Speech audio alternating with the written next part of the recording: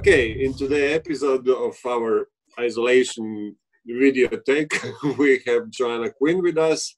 I hope you don't mind if I call you very special animator. No, of course not. You are a big friend of Zagreb, and you are at the same time one of the most successful woman animators in the world. I think we can say that. Your films were from the first one, which we are going to show, The Girls' Night Out.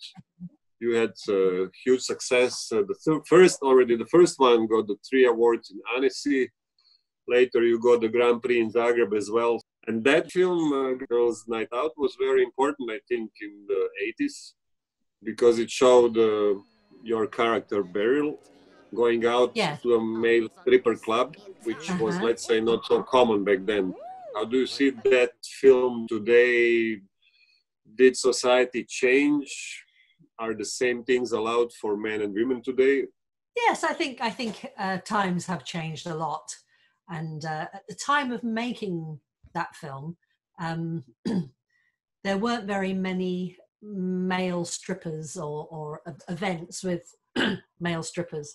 So at the time, it was unusual, and it was seen as more of a feminist statement then than it is now. And I think at the time when I made that film, because that was in 1987, I think, when it got shown in film festivals, it really stood out because there weren't that many feminist films being made at that time. There was a lot of men making films, but not many women making films. I'm probably there were not so many women anyway.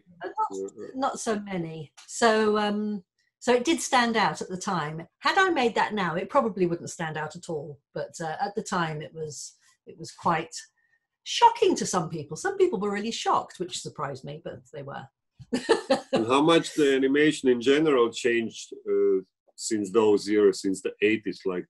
Well, in terms for me, for my animation, well, it has changed completely, because when I made that film, that was the first animation I'd ever made, apart from a couple of little tests and little mini things. That was my first finished film. So I was making it up as I went along. I was just learning how to animate as I made that film. And it's also the technical thing, how you make a film. And I was thinking, what do I use? So I had paper, and then I had some cell, because I knew animators worked on transparent plastic cell. Because of course this was pre-computers. But then I couldn't use normal pencils on the cell because it was plastic. So then I had to buy these crayons, these waxy crayons, to colour it in. But I only had 5 colours. So I made a film with 5 colours, So the technical thing made it look the way it looked, because I had very limited choices. But now, of course, with technology, you can do anything. It's much harder, because it's easier when you're limited, So my animation has changed a lot. Hey love, I'm off now, okay? Hey look, I gotta go out, love. Bev's arranged something, I can't let her down, see ya? Huh? Alright, so listening? Oh, I don't know, never listen, it's my birthday and all. In this last film, which was selected for Zagreb, is it still drawing on paper, or did you went paperless? Yeah, or? No, it's still drawing on paper. I can get you some. Okay. This is a little logo that I'm animating at the moment. So it's all drawn on paper, traditionally, and then scanned into the computer, and then coloured digitally using TV Paint software, and then all put together in TV Paint, but then all the other stuff done in After Effects. So, yeah. But I have boxes and boxes and boxes of drawings. So I'm thinking exhibition. Exhibition, yes.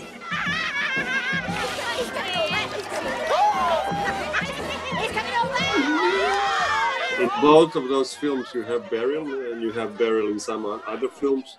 Yes. And both films are making fun of sexuality and perfect body shapes and this stuff. Why is this stuff so important? I don't know. I mean, we all make films not really being aware of why you're making the films. And it's not until other people ask you these questions and you think, oh, yes.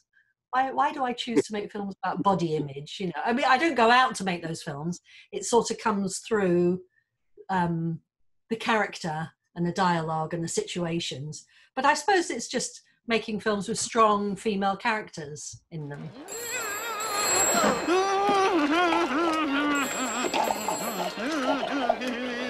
And how did you end in animation? Like, when did you realize the moment, the film or festival or whatever moment where you realized, oh, this is something I want to do? The first moment I thought, this is what I want to do, was when I was at college. I was at Middlesex University on a graphic design course, and we were introduced to animation. So we were allowed to do a little bit of animation. And we were split into groups over the year. So we were doing typography, screen printing, animation, and so. And I was the last group to do animation all through the year. And I was just watching everybody else doing animation. And I was getting more and more, that's going to be me, that's going to be me. And so when it came to my turn, the anticipation had been so great that I just thought, this is it, I'm going to make the most of it. And our teacher said, keep it simple, don't draw anything with 4 legs. And of course, I thought, now I have to draw something with 4 legs because he's told me not to. So I drew a dog walking with 4 legs, and that was the first piece of animation I ever did. And when I saw it, I tested it under the video line tester. And then when I saw the legs move, I just thought, oh my God, this is it, my future. So that was what did it.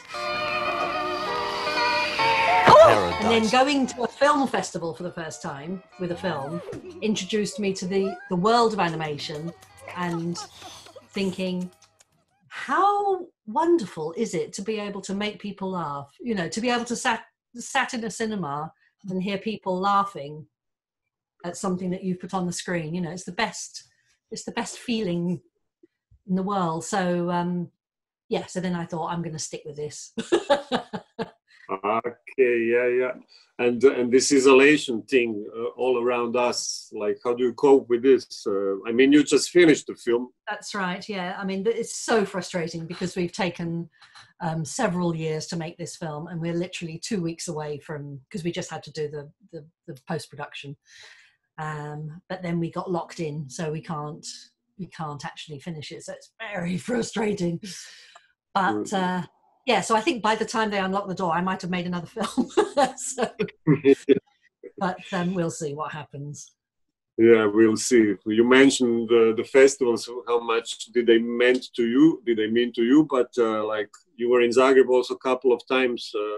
Yeah. If somebody would ask you what to expect in Zagreb, how would you describe it? Just one of my favorite festivals. Love Zagreb, the city, so beautiful.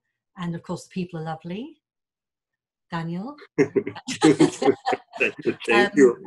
And I think the thing that I think most people like about it is the size of it. You know, it's not too big, it's not too small. It's just the right size to be a very serious festival. You know, to be taken seriously, but also very intimate.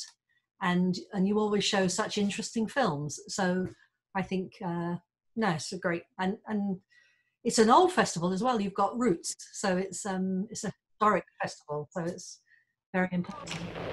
I'm home, Liv. Just had a quiet drink with the girls. Okay, you ready? Yes. Is that the right way around? Znaczy Zagreb. Yeah.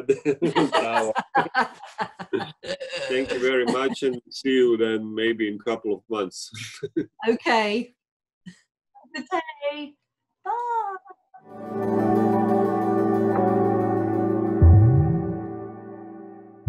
Bye.